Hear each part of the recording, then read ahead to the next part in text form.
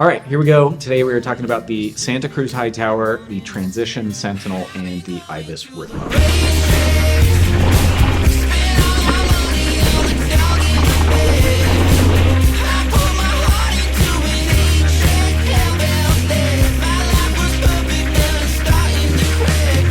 We spent a weekend in Moab riding all three of these bikes back to back, and then we scored them. We scored them on climbing performance, downhill capability, suspension performance, handling, versatility, and what we're calling the intangibles, which is all of the hard to quantify facts and details like frame stiffness and build quality. You get the picture. All three of these bikes are very, very similar on paper and in the big picture. They all have 150 mils of rear travel, 160 front, and very similar geometry, head tube angles, wheelbases, all of the above. So it was really fun to get on these and see how different they could actually be out on the trail. And just so you guys know, I have the correct scores, and we're going to see how close these guys are to that. We're starting with climbing performance, and we're starting with the Sentinel. Everybody ready? 1, 2, 3, go.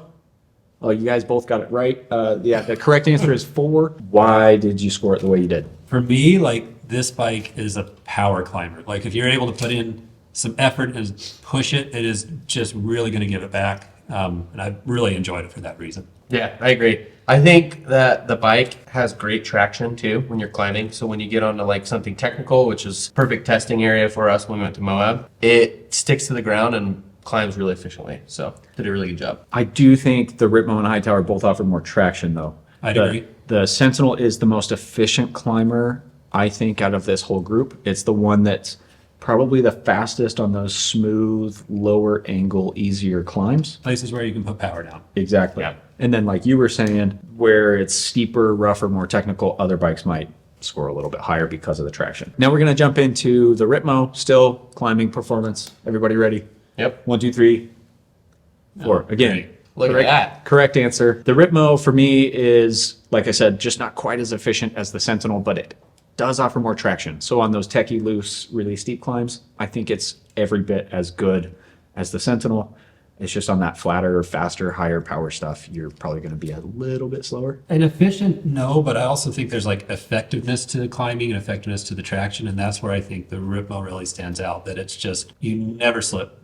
You can get up these really techie sections extremely well. Yeah, I feel like it's easy. That bike was really easy to correct on too. Like if you got offline a little bit, it was really easy to come back to where you were at. Absolutely. Yeah, very easy to pick your line, cut through that, which, I mean, handling obviously plays into climbing too, not just suspension. Here we go. Hightower, again, climbing, ready, set, go. Jeez, you guys are good. 100%. Ah, look at that. I give the Hightower 2, not because it's bad, but because the other two are just exceptional. They're phenomenal. I have not seen an all-mountain bike climb as well as either of those two, probably ever. Hightower's great, offers a lot of traction, but it's a Santa Cruz, and it is very much Santa Cruz in the fact that it's probably the Descender's bike. Well, yeah, I put a 2 on it, but honestly, like going into this test and after riding previous Hightowers, I was not expecting much out of the climbing, and it actually pleasantly surprised me that it's not just a dog up hills. Like, honestly, just wasn't bad at all. But if we have to compare to the other two, it's definitely not your 2 down. It was a little less easy to correct if you got offline. Yeah. When you're climbing up the Hightower, like it felt a little bit wandering. And you have to take that with a grain of salt because again, we're comparing to the Sentinel and the Ripmo. All three bikes climb really well, but the other two I felt like were a little more nimble, a little bit easier to come back to your line. Yeah, for sure. I think it's that tall front end on the Hightower can make that for front sure. Just a little bit wandery on the climbs, but tons of traction for that techie stuff. Now we are going to do descending capability. Remember that, starting with the Sentinel. Ready, set, go. Well, yeah, you're both wrong. The correct answer is 4. You guys said 3. Why? I actually really love the way that Sentinel descends. It is so tight and so precise. And I think, I mean, that just keeps on repeating on this bike. But to me, like point, shoot, it's going to do it. But it doesn't have that like rough stuff gobbling aspect that you can get out of the Hightower. You feel the bumps on the Sentinel for sure. Uh-huh. But they don't bother the bike. They don't knock it offline. They don't get it too bent out of shape. The bike still tracks really well. And if you're willing to put up with a bit of like a rougher ride from time to time, it's very, very capable. Well, and I think a guy who actually can push a bike hard can appreciate that. for sure. Agreed. I was gonna say, like, I feel like the Sentinel, you have to really give it a lot of rider input to make it thrive. But once you do give that a lot of feedback, the bike rewards you. So when you're pushing that bike, that's when I feel like it feels the best. I'd agree. Okay. Now, Ripmo descending capability. Ready, set, show them. Oh, Look at we all did that. 3. Correct Very answer nice. again. Welcome back. I gave it a 3. I think it is a good descender. It's not a great descender. It's not a bad descender. It's just exactly what it needs to do. It can get a little bit squirrelier than the other two at speed and in the really rough stuff. Yeah. That said, it is still a very capable bike. You can push it pretty hard. You can ride rough terrain with it. It just lacks, like you were saying, the Sentinel lacked was a little bit of that like ground racing or bumper racing character. And then it doesn't have the length or the stability that the Sentinel has for that capability. And I think that length and stability is really what comes in on it, Yeah. right? I mean, the suspension's very capable. It's amazing. Yeah, it's great. But that length and stability takes just a little bit back, I would guess, compared to the Sentinel. Yeah, Agree with everything both of you just said. that's Couldn't boring. said it better myself. Hightower descending capability 1, 2, 3, 5s. Perfect. That one's an easy one. It is easily the most capable bike in this entire test, and it's very apparent once you're on it. Oh yeah, that bike, you can just aim at the stupidest stuff, Yep. and it doesn't even matter. It just eats, and it feels comfortable while doing that. Like, Yeah, and that's probably a great way of putting it, because it did make me comfortable, even kind of like not having a bunch of time on the bike. Just all of a sudden it's like, oh, well, that looks fun. Not like, oh, well, I don't know that it's going to make it. Like, no, it's going to make it. Yeah, I got lucky. Well, I did it on purpose. I rode the Hightower on Ahab and made these guys ride the other bikes.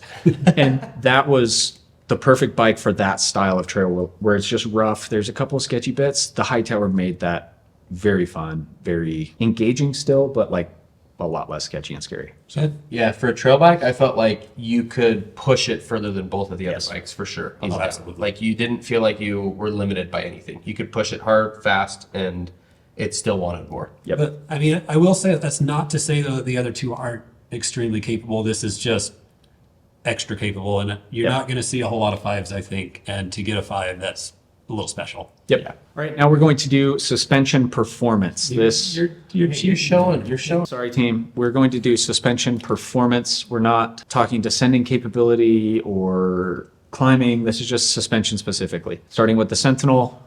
1, 2, 3, shoot. What'd you do? I got 2. Incorrect. Good job, Joey. Yeah. I gave the Sentinel a 3 because it's very much right in the middle. It is firm and supportive, but it lacks a little bit of the like pizzazz that the Ripmo brings to the table in terms of pop and play, and it lacks a bit of the mistake and bumper racing that the Hightower brings to the table. That said, for a person who wants that firm, supportive suspension for pumping and cornering and jumping and being an active rider, I think it's perfect. You know, it's funny. Like, I gave it a 2, but I also I really like it, and it might actually be my preferred suspension out of the bunch. But if I'm looking at just like how well does the suspension contour, how well does it pop, how well does it ever, I can't give it quite the same as Yep. the others. But I love it. I love the way that suspension reacts. You almost convinced me, but not. So I agree with Connor. I went with a 3 because I think that the suspension shines in certain areas and in other areas it doesn't as much. So the traction on the bike was amazing, but I do feel like what Connor said was right, where it is a little bit harder to get off the ground. It's a little less nimble, a little less easy to correct if you get yourself into trouble. But that being said, it does just fine for what anyone would need in a trail bike. Yep, agreed. Suspension performance, Ripmo. Ready, set, go. Snoozy lives. 4s, great. I think the Ripmo gets above average or better than a 3 because it is extremely poppy. It is very, very fun. It is incredibly easy to get off the ground, even with no notice. You know, you pull for that last second bunny hop, it comes right off the ground, no problems. That's why it gets a 4 for me. It potentially could have gotten a little bit more if it was a bit more supportive throughout the middle and the end strokes, but I think that initial plushness is there, and then the play fun factor is just through the roof. So you said through the middle of the end strokes though, but I think that suits your riding style very well. For me, I actually think that having just a little more linear feel to it works really well for me.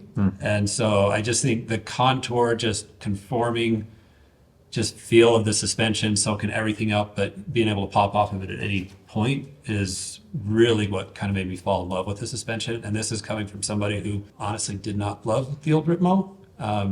After riding this bike, loving it enough to actually buy it myself because of how much better it got. The word that comes to mind for me is predictable. Like I felt like this bike was predictable in all scenarios. You knew how the suspension was going to react. Whether you pulled off of something or you were starting down into a descent, you knew how supportive the suspension was going to feel. It wasn't like you were going into anything blind. You knew exactly how the bike was going to react. All right, team, suspension performance, Hightower, ready, set, go. Hightower, for me, is the Goldilocks perfect balance of plush, gooey, ground hugging, and pop play fun. It's not quite as playful as the Ripmo, but it hugs the ground better than the Sentinel. And to me, you can't beat it, so 5. For me, I would love just a little bit more response out of the pedals when I do pedal hard. And so that's where I'm going to take it down just a bit. Yeah, I agree. I think, like Connor said, it shines in the sense that you know what's going to happen with the bike Every time. every time. It's plush and it's also playful, which is a hard balance to find. I feel Yeah, like it's a usually one bike- unicorn. Yeah, Yeah. bikes usually lead one way or the other. But I do feel like there were a couple times when I was riding where I felt like I knew what the bike was going to do and it got away from me a little bit. And maybe that's just how I ride. Yeah, you suck at bikes, but I would give it a 5 if it weren't for that. There were a couple times where I felt like it got away from me a little bit. Rider error 4. now we're into handling, which is specifically how the bike handles, if you weren't aware. We're going to start with the Sentinel. Ready, set, shoot. 5. Joey, get out of here. I have not ridden a better handling all-mountain bike than the Sentinel. It is agree. extremely quick, snappy, sharp, precise. You can't ask for more.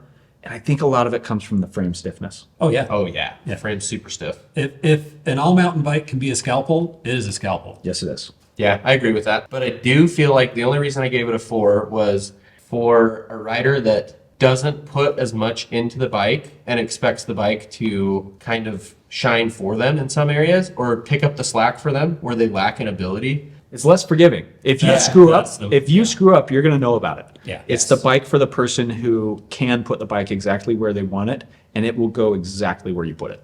Yeah, Absolutely. agreed. Handling, Ripmo, ready, set, go.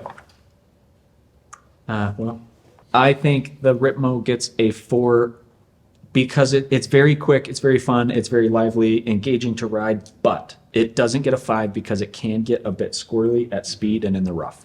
So I docked it a point there. Otherwise, I think I would have given it a 5 for how fun it is to ride. See, and I'm having to take this compared to the other ones, right? And that's what we're doing. And so for me, I thought it was average. I thought an average is good. Yeah, average But is great, Average especially these days. is Very really, good. really good. Yeah. Again, I think it could get away from you a little bit if you got in above your head. Yep. That is exactly what I was thinking when I gave it a 3. I felt like there were a couple areas where I got after it maybe a little bit too much for the bike. I think that the other two hold their line a little bit better. They're more predictable on the downs. I do think out of the 3 bikes, if you are more into kind of slow, pick your way down, tight maneuvering type stuff, I'm going to take the Ripmo. Yeah. But I think if you want to be able to just get into it, rip into it, do things I can't do into corners, I think the other 2 just have the edge. Hightower, handling, ready, set, go. Yes, 3 is the correct answer. The Hightower, to me, doesn't gain a lot of points because it can be a bit vague. That front end is a little bit tall. Yeah. The front end can be a little bit wandery. It doesn't have that sharp precision that the Sentinel has, but it's not as playful and fun and engaging as the Ripmo. So for me, this is right in the middle. It doesn't do things poorly, very stable at speed. It still is responsive enough, but I think it has to be right in the middle. When I got on it at first, I actually was really struggling with the bike. It was my stack height. It was your stack height. Yeah. And Joey had his handlebar up really high. And so I stopped, dropped it down, ended up with 5 to 10 mils underneath the stem. And all of a sudden, the bike came alive for me. And so I think that made a big, big difference on it because otherwise it's pretty vague. Yep. Yeah, I agree. I think I didn't really notice it as much until Zach changed it. And then I rode it the day after that and noticed how much snappier the bike felt. Coming off of a big enduro bike right before this bike, I think that's what led me to not notice it as much. Okay. where it felt wandery at first, but it made it a lot more snappy and the handling got better for me. All right, team. Versatility, Sentinel, go. No, it's a 5. You've got MX, you got 29. You've got high-low flip chip. You've got cable routing any which way you want. You've got a very versatile ride quality, and then you could bump the rear to 160 if you want. So it gives you just a huge range of what this bike can do. I mean, up, down, fast, like smooth, rough, doesn't matter. This bike's just gonna do it and do it well. Yeah, I agree. I think it shines everywhere. Like it's a bike that you can take out and go out for a big long day and come back smiling and have a great day. And then it's also a bike that you can go out and ride local bike park laps with your friends and it's still going to shine and you're not going to feel undergunned. Yeah. So why not 5s? You know, I actually think a little bit of it, to me, the versatility comes back down to suspension feel, which I know is a separate category to me. But that suspension feel just takes a little bit of like the plushness out, which takes, I don't know how that takes versatility out of my head, but it did. That's where you went wrong. I can agree with that. I think one of the things that I struggled with the Sentinel was it is harder to get off the ground. Like you want to play on the bike and get it off the ground and get after it. I felt like it lagged a little bit in that area. Yeah. I mean, So from a ride quality perspective, it's a little less versatile. yeah, Yes. a little less Ride quality. playful, Okay. versatile. Yeah. Fair. Compared Incorrect. to but the fair. two bikes. Ripmo, versatility, ready, set, go. You keep cheating and showing yours early. I know, I'm so fast. I gave the Ripmo a 4 because it does a lot of the same things that the Sentinel does in terms of ride quality, geometry adjustments, MX or 29. You just can't bump the rear to 160, so I couldn't make it quite as versatile as the Sentinel, so it gets a 4. So versatility to me though is also what can you ride on it, how can you ride on Sure, it. of And course. I think it might actually span the widest breadth of any of these of, you know, almost XT capable at times up to almost enduro capable at times as well. And really does quite well at all those things in between. Yeah, I would agree with that. The reason I gave it a 3 right in the middle is because I feel like you can take it out into the rough stuff. You could go out for a bike park day with your friends, but I feel like this bike really thrives in someone that likes to pick their way down the trail, look for the jibs, look for the fun stuff, and play on their way down. I feel like that's the only thing that would hold me back. Does feel like you're a little bit undergunned, right? When it comes to riding versatility on some things. I think you got to look at though, like look at yourself and say, hey, where do I need that versatility? Yeah. And this one's going to err a little more on the trail side versus enduro side. Yeah. Versatility, Hightower. I won't go too fast. Ready, set, go. I think I docked the Hightower a couple of points from a versatility perspective because it doesn't have MX or 29. It's dedicated 29. You can't go back and forth. Yep. It does have a flip chip, which, you know, adds a couple versatility points. But from a ride quality perspective, it is very versatile, especially at that upper end of the difficulty scale. You can go as hard as you want on this bike. Yeah. So yeah, that's why I gave it a 4. Well, again, I think it goes back 3. to I know numbers. Threes. To me, I guess I docked it just a little bit, and it's probably a personal thing again, to where I think it definitely errs on the big bike side of things, and I probably err just a little bit more in the middle. And so to me, it felt just a little less versatile than what maybe the other two did. Of the 3, this is definitely the descender's bike. Yes. Absolutely. Yes. This bike thrives in the descents, and I do agree. I think it does lack in that area where Transition and the Ibis both are, you know, mixed wheel compatible. You can overshock the Sentinel, and the Hightower comes out as it is. All right, now we're jumping into the intangibles. Again, frame stiffness, build quality, making you get all tingly when you see it. All of those things that are hard to quantify. So Sentinel, ready, set, go.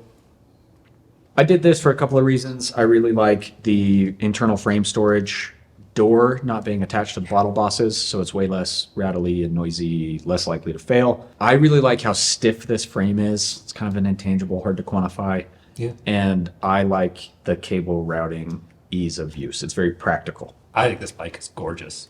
That Like, too. yeah, That and too. that's an intangible to me. I mean, the lines, the paint, just is so clean. The And sparkly white is really nice. Huh? Really Jesus, nice. hates Yeah. man. So, like, as far as just like giving me tingly feelings. It gives me some tingly feelings. Can't say that the purple and the blackish gray color are also beautiful. Yeah, Very really nice. good. Can't go wrong with any of the colors. All right, ready, set, go. Intangibles Ripmo. 3. Would have probably given the Ripmo a 4, but there's one little thing, and that's the sizing for me. The sizing is a bit tricky for a lot of folks. I know they added a size, but they also made it maybe harder to find the right size. It seemed like just they wanted to be cute, and it just was a little confusing, maybe. With that extra medium, you mean? The extra Yeah. medium, yeah. Props to Ibis, because compared to the old Ripmo, this is a gorgeous bike. And not even compared, just True. in general. Paint jobs are also on both of them really, really good. Way more subtle in a lot of ways than what I think the Transition and the Hightower are, but man, I don't dislike it for any reason there. I think the reason I gave it a 4 was because of how good it looks. I think it's Yeah. probably the best looking, in my opinion. You're wrong, but It just looks good. It looks does look clean. good. It looks simple, and it looks All like of a them. bike that'll rip. Yeah, all of them look like that. But Well, this is a silly thing. I like the little Cotopaxi seat bags. Instead of just having like this cheap Velcro bag in the down tube, which works, it just seemed like a nice intangible touch. yeah, that is nice. Yeah. I agree. Well done. Intangibles, Hightower, ready, set, go. I gave the Hightower a 3. Couple of reasons. There, you do get a really good build quality. With Santa Cruz, you get lifetime bearings. There's just a little bit of ease of mind buying a Santa Cruz, and that is certainly true with the Hightower. I did not like the frame limbo thing where stuff gets stuck below your internal frame storage, and it's just aggravating and It was ridiculous. so noisy. Gushers. Terrible. Yeah. And then I don't like it. This is a personal problem. I do not like frames going wireless only. I want to be able to run a cable drivetrain just for the sake of practicality. And that's fair. I mean, it feels like things are going that way. But I mean, yeah, if you're the type of person who's just anti-electronics and wears tinfoil hats and stuff like that, like, I get it. This is cotton. Oh, My small rebuttal for the things going past the frame door, they give you the bags for a reason. And I Yeah. thought about that. Like, I didn't have anything in the frame bags. They give you that for a reason. That's where you should put your stuff. And that's not going to slip past that area. So, You're not getting a burrito inside that frame bag, though. No. but a burrito it's is not not going going to to go slide past. underneath All the there. beans are going to come out. No. One eternity later. You're going to have bean, cheese, and rice in your frame bag. It's a poorly constructed burrito. Every time. This is just kind of a personal thing, and I don't even know that it's fair, but I'm not personally in love with either of the colors. They are definitely a little more vibrant or a little stronger than what some of the other stuff is. Santa Cruz used to offer kind of like a wild and mild option. So you could go with like a more subtle color, or you could go with that really bright pink poppy Bronson if you wanted to, or a really pink, green, and yellow Hightower like what they have this year. But now it's like you have a wild and a wild. So you either get purple and pink or green and yellow. All right, so just to wrap this up, I want one-line bike reviews for each bike from all of us to hopefully help everybody find which one they align most closely with. Sentinel, when precision wins. Sentinel's for the guy that wants to just rally and get after it. The Sentinel is the well-rounded one. All right, let's just go right into the Ripmo. Ripmo is win slow tech wins and just pop and jump off everything. It's a pogo stick. Ooh, Super fun. Joey beats you on creativity there. Okay. He also beats me because mine is the Jibby playful one. Moving into Hightower. Smash, bash, and smile. For me, the Hightower is for the enduro rider that wants a trail bike. Mine is the Descenders all-mountain bike. All right, so there's our one-line reviews. Any other advice? One of the things I always like to think about when I'm looking at a bike is, do you buy a bike that accentuates what you're good at, or do you buy a bike that compensates for what you're not good at? I don't know what the right answer is there, but that's something that I think you should kind of think about when you're looking at the options right here. What if you suck at all of it? E-bike. And there you have it. Straight from the source. Joey, anything else? That's it. You wouldn't be wrong to pick any of these 3 bikes. No. That's what I wanted to say. We are splitting hairs here. You could pick any one of these 3 bikes and be extremely happy. So just go get a bike. Go ride your bike. We'll see you next time.